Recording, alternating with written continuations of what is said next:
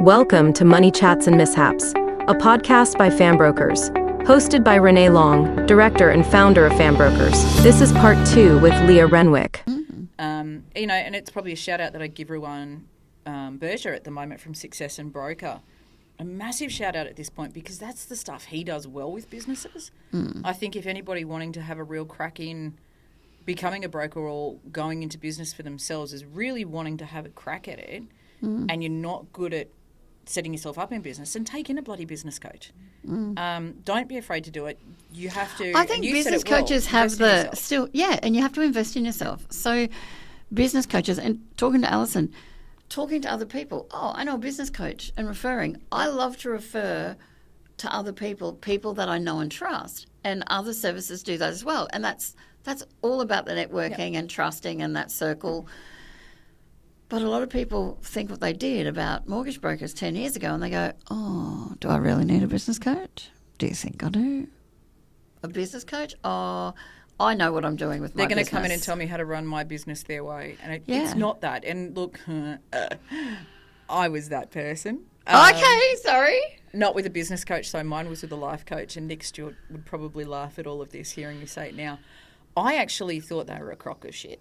And I'll say that openly. I always sat there and went that every coach you're going to have in life is going to be Anthony Robbins, where you're going to get out of bed, you're going to clap your hands and say, today is going to be a great day, and every day has to be a good day. Walk on your hot coals. And look, I had a past manager that was like that. Every day has to be a great day, and there's no such thing as a bad day, and you've just got to be happy. And whatever he was on, I wanted it. But I think now that I look back on it, having taken on a life coach, probably in some of the hardest parts of my career where I didn't feel like I was going forward, and I'd sat through several sessions of Nick, and I met him through the Better Business Summit that Momentum has in our industry.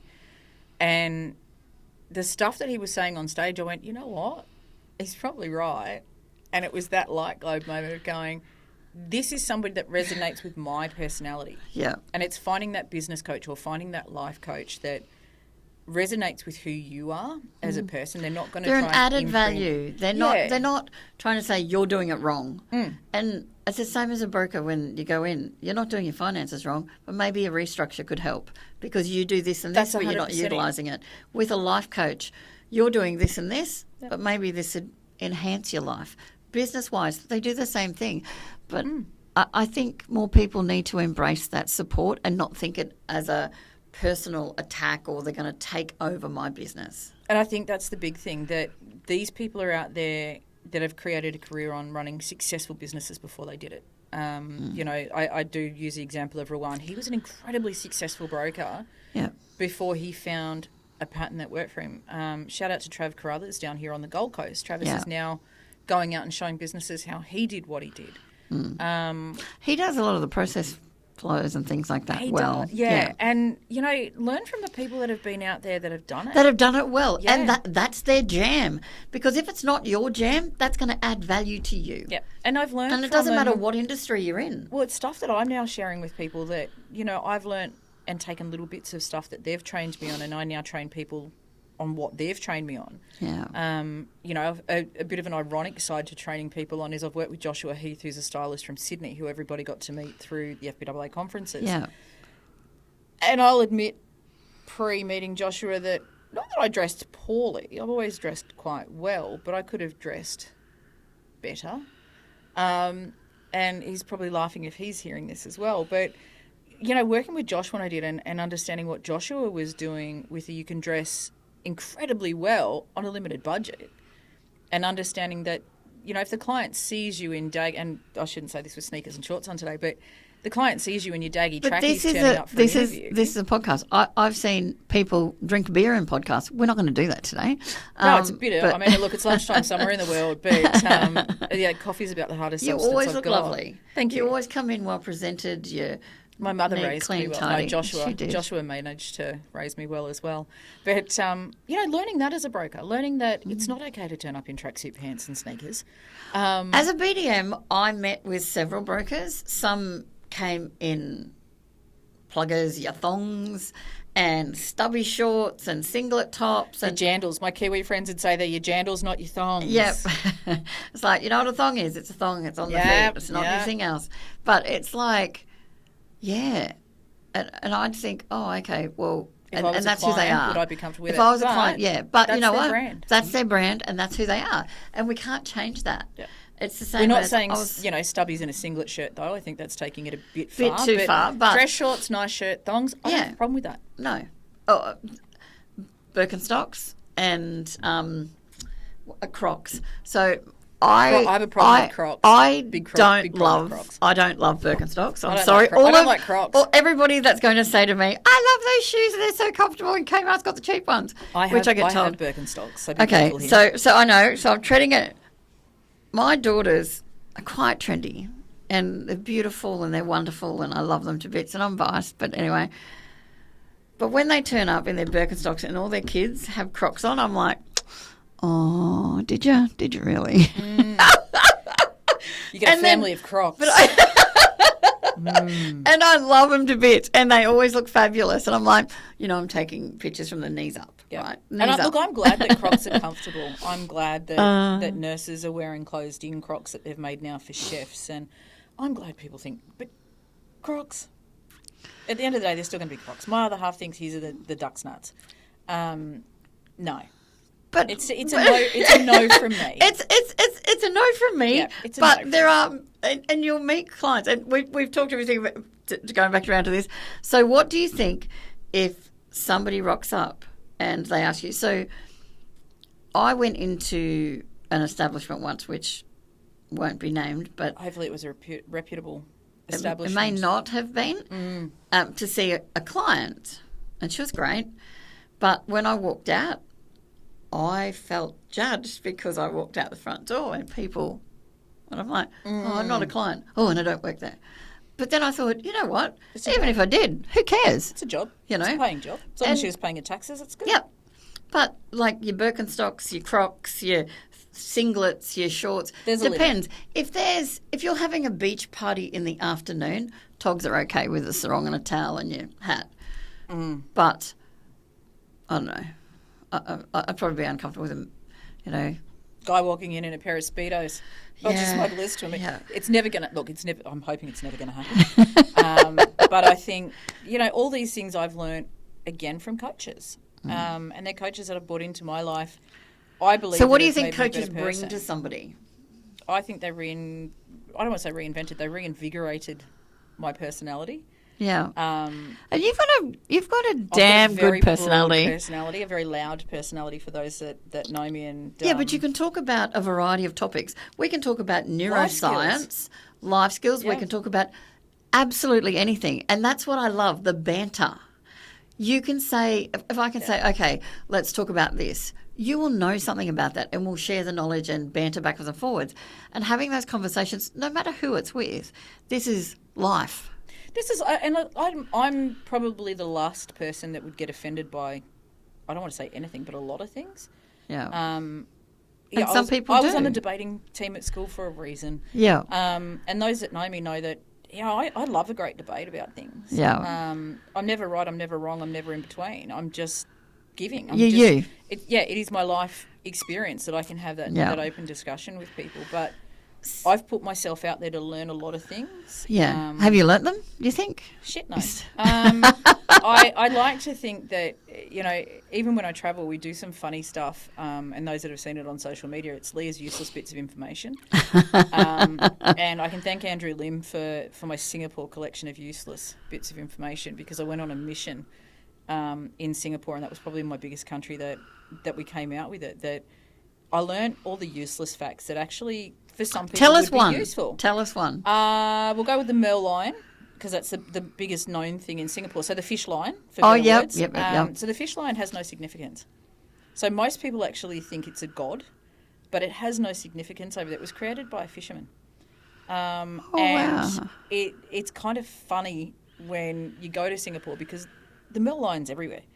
But it has zero significance to anything. It's not a Singaporean thing. It's not anything. I think the other myth over in Singapore is that you can go to jail for chewing gum, which it's got nothing to do with the chewing gum. It's if you spit it out on the street. That's you get fined for it. I knew that. Singapore's a beautiful city. Oh, it's an incredible city. where I felt the safest place in the world. It is very safe. But again, without my job, I wouldn't have been able to afford to be able to travel over there. So, but I mean, it's a beautiful city. So, just pivoting on one last point. So, a lot of people contact me about renovations and things, and I've got some builders coming in. Concrete is a pool guy. You've recently done some renos and you fixed up. Oh, so what would you say to somebody out there listening when you're doing renos on a person who has done them herself and with others? I didn't do it because my partner's a concreter. Shout out to the team at Versatile Concrete on that one in Queensland. What would I say? God, make sure you've got time on your hands when you do it. I started some of my renovations 18 months, 2 years ago. And with the workload that I had at the time, up until now, I've not been able to finish them. So the last week for me has been plotting revenge against my other half of all of these half-done jobs are going to be finished by the end of the summer holidays. Woohoo! I think we started a trend in our street, and it's something to laugh about now because we've now got 3 other neighbours that are renovating. And I think you've got to understand the capital in your property when you renovate. And don't overdo things. There's some great products out there at the moment, and I'm not product flogging for Kmart and the rest of it. There's some great cosmetic products that are out there. Yeah. And again, I think being partnered with a concreter, the one thing that I've learned is don't do it on the cheap. Just because you get a cheap quote and you go, I'm going to save money if I do this. And it's kind of stupid learning about concrete because I've kind of learned a lot about concrete. Like I'm looking at the polished concrete floors you have here. That's called an exposed polished concrete floor. Yeah. I've learned that learning with concrete. But look at you go. I know. But cheap is not always good. No, And that's very true. Dealing in concrete, cheap is generally not good. But dealing in cheap, I've had some people that have had to take $100,000 extra out because what they bought was on cheap or on auction or end of clearance, and all services were cheap, but they didn't finish it. So they had to get another tradesperson in to finish that. You get paint that peels in 5 years. You'll get... And I think that people, the biggest thing I'd say to people is understand the capital in your property. Understand... Very important. That if you're going to do... Say, let's hypothetically say you're going to do $200,000 worth of renovations, you need to know you're going to get that $200,000 back in the event that you ever sell your property. Yeah. You don't want to spend $200,000 renovating to either, only make $100,000 or potentially lose on a property. Yeah. So be smart about what you're renovating. I think when people are buying, the 2 things my mother taught me, and this is 45 years of age me admitting it, never buy a house that needs a kitchen and bathroom renovation. And there's a reason that people do up their whole house and then they sell it before the kitchen and bathroom's done. They're the 2 most expensive rooms in a house. Yeah. Although if you've just recently watched The Block, every room's an expensive room. Not and the outdoors. Oh my gosh! I've got great friends that are working on the show. I've met some incredible people that have been on the show. I would, and here's an idea for anybody that's out there. I'm going to throw it out there now. I would love a reno show to come on TV. And I challenge this to anybody that's watching that can renovate a house buying everything from Facebook Marketplace. I would love that. I would love that this concept, and I free willy, I'm giving it to the world. Free willy, free willy, mate. Look at that. That I want to show where the contestants have to do that, or they have to buy it from the salvos. They have to buy it from an alternate store. It's got to be an alternate store. It's got to be an op shop. Bid on storage. Facebook Marketplace. But do you know what? Facebook Marketplace has pretty much everything. Well, for me, it's all got to be secondhand. Anything you renovate that house with has to be secondhand. Those that know me know that I'm the queen of secondhand shopping. A lot of my formal dresses in the industry are bought on Marketplace and sold on Marketplace. Nice. I generally won't buy things that are full priced. I'll wait for them to go on sale. Not that I'm tight with money, but having worked around finance for as long as I have, I've got a real appreciation for money. There's a difference between being tight and having an appreciation for money. Yeah. I think that's where people need to think about what they're doing. Think about, just because everybody else in the street is doing it and it's modern today, is it going to be modern in 5 years' time? Is it going to be modern in 10 years' time? Or are you going to spend money again in 5 years' time having to change it because... And you don't want to overcapitalise the house. Because I've had clients that wanted to buy something 2 years ago and they waited and now they're priced out of the market with what they wanted to buy. So, and that's where the opportunity costs comes into place. But then you have people that just go full steam ahead and their house is still here, but they owe this much and they put so much into it. I don't want to sell my house for $1.4 million because I've spent an extra $600,000. I believe it's worth $2 million. Yes. Well, it's not. not. And be realistic with things. It's the same as interest rates, finances, clothes, shoes. Be realistic. You don't need... Look, while a Louis Vuitton is nice, and anybody out there that wants to send me one, I'll willingly appreciate it. Oh, mate, I'll walk one around too. But do you need a $3,000 handbag? I don't need it. I'd want like it. I'd but want I don't it. need it. Yeah, exactly. Mum has always said to me, live within your means. Yeah. And... yeah, some best bits of advice I've got from life, not that I'll admit it to a face, is probably from my mum. Finance, I've just learnt from working in it. Yeah. I've learnt not to... Don't abuse it and ask a question if you need. Well, it's that, but always have something in the bank. I think for me, and, I'll be open with everyone, I've always had, 5 to 10,000 as a buffer in the bank. Having breast cancer 4 years ago, having surgery on my leg, I know that these 11th hour things can come up, and breast cancer was a real reality check for me in that, to know that you kind of have to have that rainy day bloody bank account there. You think it's always never going to happen, but, something happened to my car, I've got the money there. I'm not having to do it. I will never touch Life buy now, happens. pay later. Health happens. Yeah. And health happens like that. And it can change everything in a heartbeat, which, I know probably better than most people out there. It changes everything in a heartbeat. Yeah, that's true. But I think it affects your life. The biggest things, financially that I've learned, live within your means. Just be sensible about things. You don't need to keep up with the Joneses. Be yourself. Be authentically you. Who wants to be a Joneses anyway? No. Be you. I'd rather be someone with some sort of weird surname that everyone takes the mickey out of. So everybody thinks that I'm stupid when I say I don't want to be the richest corpse in the cemetery. No. I want to be the person that they say, I miss her. She made me laugh. I was there for her. I'm a good human. I'm really happy and proud of the person I am. I don't want to be the person that has everything and does everything. I'd rather... give something to someone, help somebody out. Because I think sometimes kindness and respect... outweighs money. It does so much more. My father-in-law once said to me during his dementia, there's no point being the richest man in the cemetery. Yeah. And that... can't take it with you. That has stuck with me. What's the point of being the richest person in the cemetery? Exactly. Not that you should throw your money around. No. Live while you can, but live within your means. But live the experiences, live... If you want to renovate, like I said, there's alternate ways of doing it these days. The likes of Kmart have got some great bloody products. Kmart's got some fabulous things. Can some I just say? Renae products. Oh, don't they, right? There at the moment, so it's, I'm renovating a bathroom. But it is. From there. Kmart, all of a sudden you go, oh, this is a bit of gold.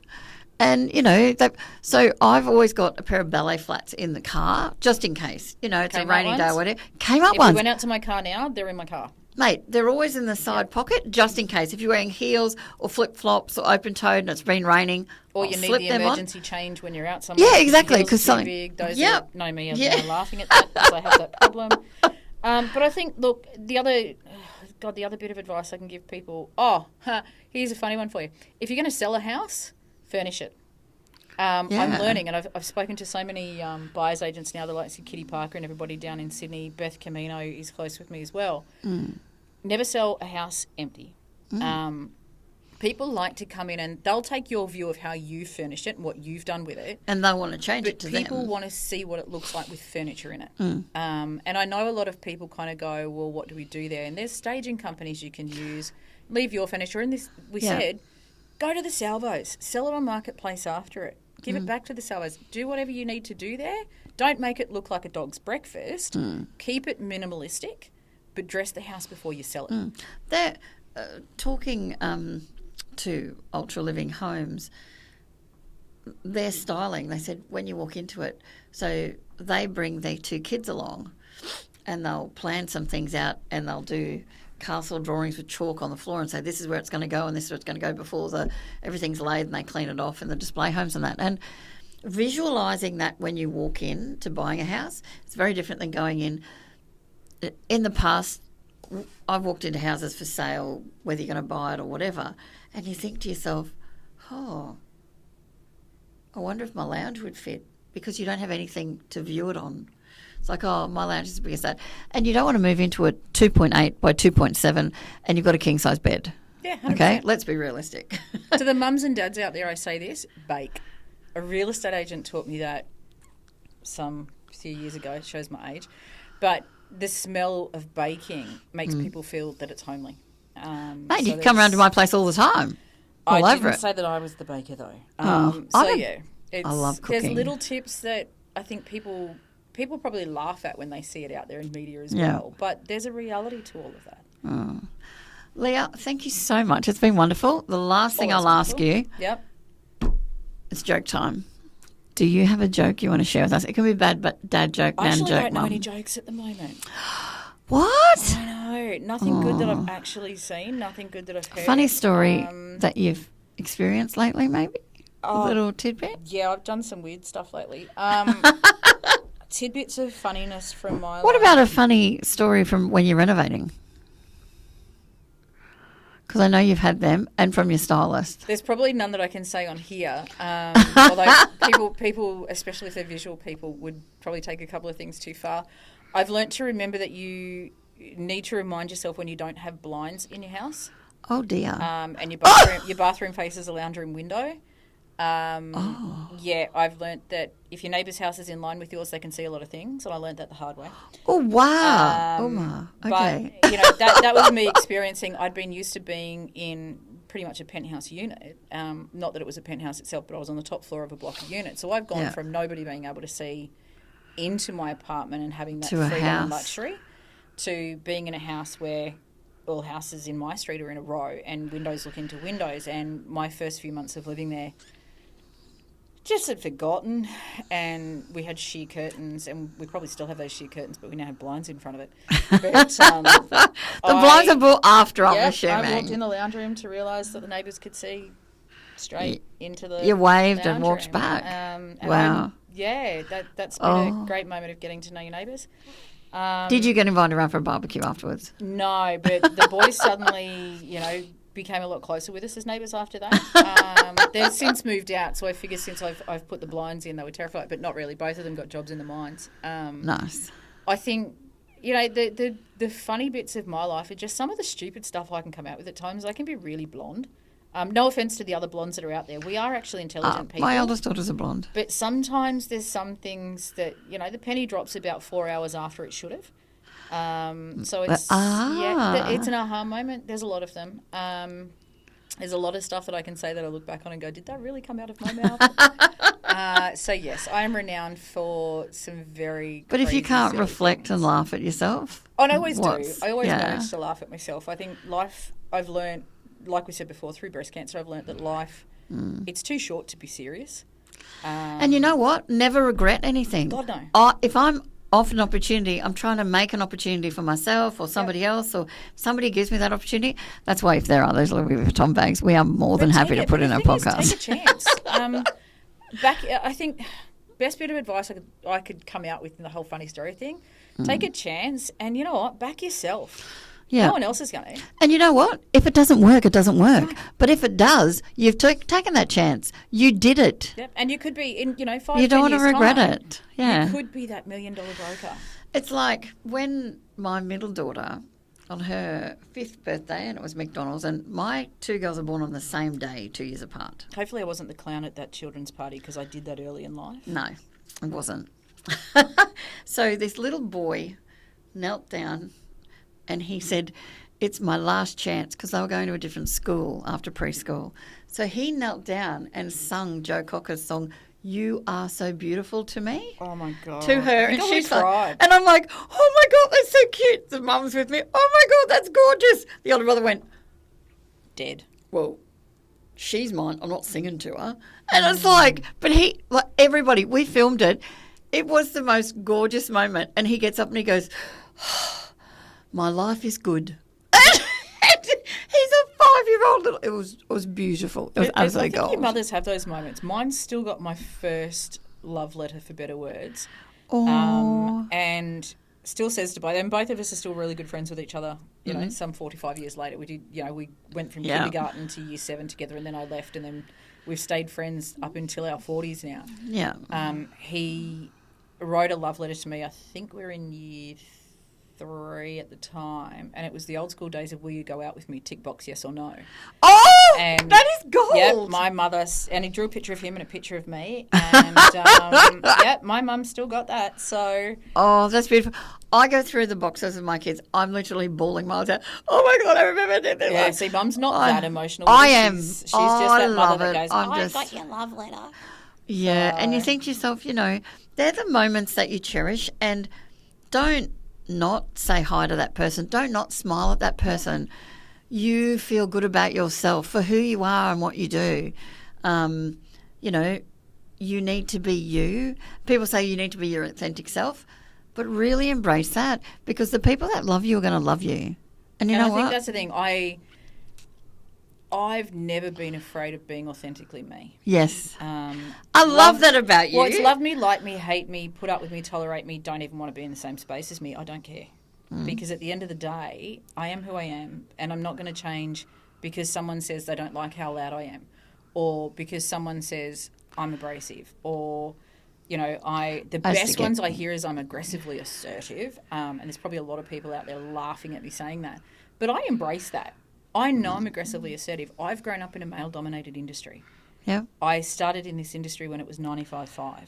Yeah. And I had to learn to What's have my the stats right now? So we're sitting. This is where it's a really unusual figure, and again, I've challenged the industry on this. I've challenged, some fairly senior people on this. The stats that they've gone out with is we sit about 70-30-ish, a little bit higher. It's a lot higher than it was. It's a lot higher than it was. But what we don't do when we do those stats, we pull those stats from mortgage brokers and just mortgage brokers.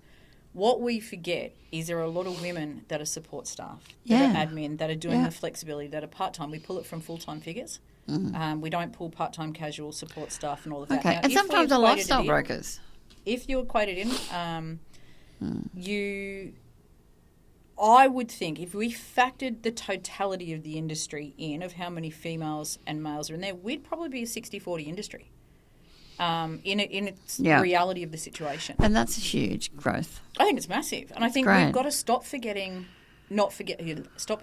about the back office people, the part-time people, the CSMs. Because they're the backbone of the business. Exactly. They work. It's your loan writers, your loan processors. Yeah. They're still female. They're still part of the financial services industry. Your assistants. They're still part of the financial services industry. Can I just say, I have a VA and I love her. I so want to keep her so bad. She's not allowed. She allowed me to have some time, and she does things that I held so tight. And you didn't need to. And now I didn't need to. Going, why did I do that? Exactly. Why did I do that? Why? Stupid. But But thank you so much. Not a problem. Love the chat. I think a lot of people will be very happy to hear this. Love a chat. Thank you very much, Leah, for entering.